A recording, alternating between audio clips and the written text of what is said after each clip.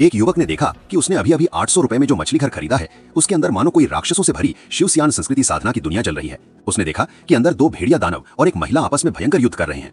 हालांकि महिला अपनी अद्भुत तलवार नियंत्रण कला से शुरुआत में हावी थी, लेकिन दोनों भेड़िया दानव भी बेहद फुर्तीले थे और जरा भी कमजोर नहीं पड़े। जल्द ही उन्होंने महिला को बुरी तरह घायल कर दिया।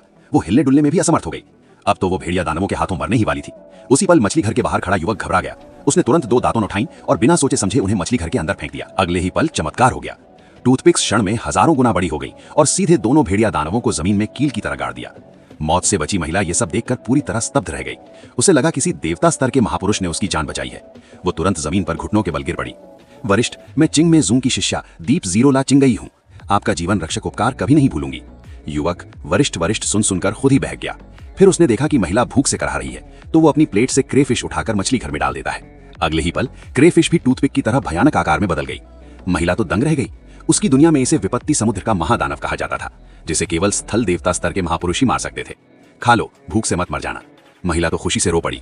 उसने तलवार निकाली और क्रेफिश पर वार किया, लेकिन पूरी ताकत लगाने के बाद भी खोल तक नहीं टूटा। युवक हंस पड़ा। शिवसियान दुनिया के बच्चे भी बस इतने ही हैं। उसने हाथ मछली घर में डाला, खुद ही झींगा छीलकर महिला को मांस खाने दिया। जैसे ही उसने एक कौर खाया, उसकी सारी चोटें भर गईं, बल्कि उसकी शक्ति कई स्तर बढ़ गई। तभी रेत के नीचे से अचानक 70 ली क्षेत्र का मानव मुखी दानव मकड़ा निकल आया।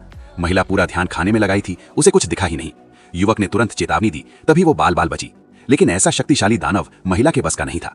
युवक भागकर घर से लाइटर लाया, उसे खोलकर आग फेंकी और उस दानव को सीधा भस्म कर दिया।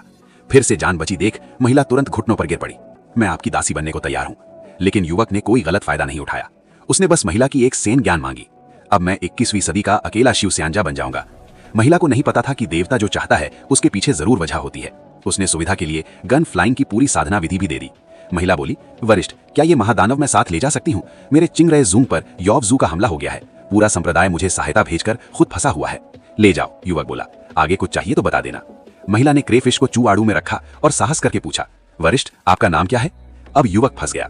काफी सोचने के बाद बोला, मुझे कहते हैं थियन दी दी दी डी। इतना ताकतवर सहायक पाकर महिला निश्चिंत हो गई और तुरंत अपने संप्रदाय को बचाने निकल पड़ी।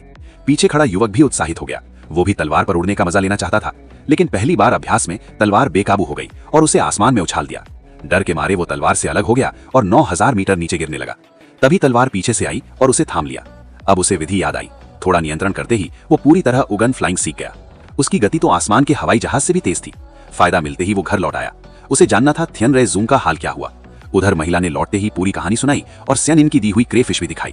उसने कहा, वो महापुरुष हमारे जूंग मन को बचा सकता है। लेकिन परमांडु को सब बकवास लगा। इस दुनिया में एक भी स्थल देवता नहीं और ये थियन दी डी क्या बला है। ये सुनकर युवक भड़क उठा, अरे मुझे